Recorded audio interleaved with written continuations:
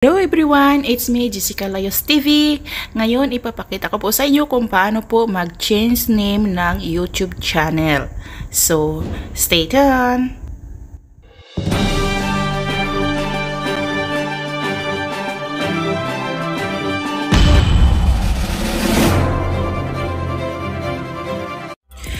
Hello everyone! Welcome to my channel. It's me, Jessica Layos. Samahan niyo ako saan man sulok tayo ng mundo.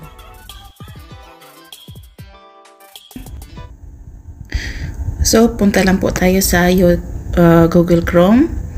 Tapos, mag-login po tayo sa ating YouTube Studio. Pagkatapos, sa upper left side, yung tatlong 3 lines, click po natin. Tapos sa baba, i-click po natin yan para punta tayo sa ating YouTube channel. Sa upper part, basic info, i-click po natin yan. Diyan po tayo i-zoom natin po. Tapos yan, basic info, click po natin yan. Tapos yan, ito na yung ating YouTube name. So ngayon, i-dagdag natin po kung ano-ano nating idadagdag. Ayan. So, observe lang po tayo. And next, sa baba po, yung Jessica Layos po natin ay i-edit po natin yun. Walang space po yun.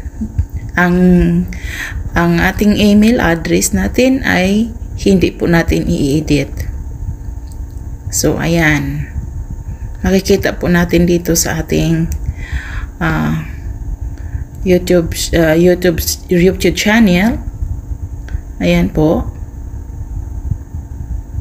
So, dalawa lang ang ating i-edit diyan. Yung YouTube channel natin at saka i-scroll down natin yung sa baba na pangalan. Lagay natin yung idadagdag ng TV pero wala pong space. Take note lang po niyan. Ha? Tapos sa right side, dito i-click po natin ito to save po natin yan. Ayun. So, continue. Click natin to finish. So, another way naman po ng pag-change ng name. Punta lang tayo sa Google Chrome. Punta tayo sa ating YouTube channel. Ayan. Tapos, yung pencil sa right side. Tapos, yan. First, ang pangalan.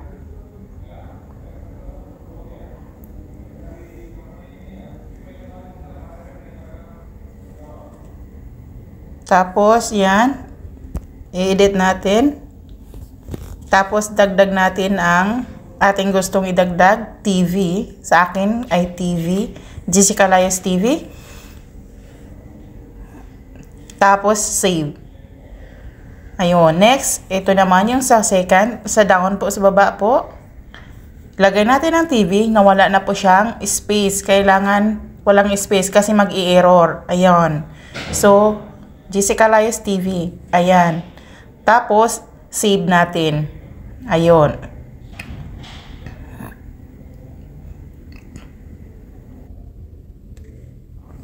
Ngayon, atin po iti-test kung mag-change po pa talaga. Punta lang tayo sa ating YouTube channel.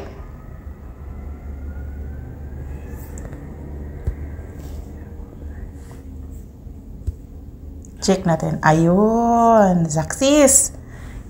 Thank you for watching.